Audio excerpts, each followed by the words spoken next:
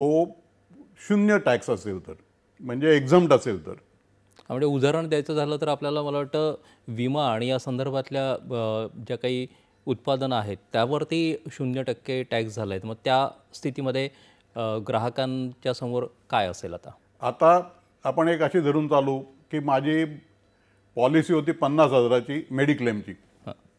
आता मेडिक्लेमची पॉलिसी 50,000 होती, तो 18% म्हणजे 9,000 रुपये मला ॲड करून 59,000 रुपये लावायचा.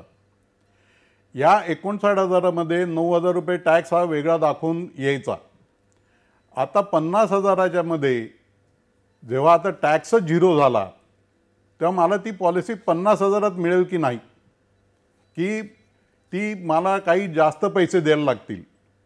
तर याच्यामध्ये जर का आपण विचार केला तर आपल्याला असं लक्षात येईल की त्याला जे पूर्वी तो काही ज्या सर्व्हिसेस वापरायचा किंवा ज्या काही खर्च करायचा त्याच्यावरती टॅक्स भरायचा इन्शुरन्स कंपनी, ते त्यांना क्रेडिट मिळायचं.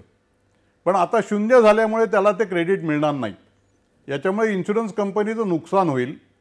तर जनरली जर का 18 ते 0 झाले तर माझ्याकडे 59,000 जे आपण देणार आहोत त्याच्याऐवजी तुम्हाला एक यू कॅन से अबाउट 52,000 किंवा 53,000 याच्यामध्ये तुम्हाला पॉलिसीची प्रीमियम येईल.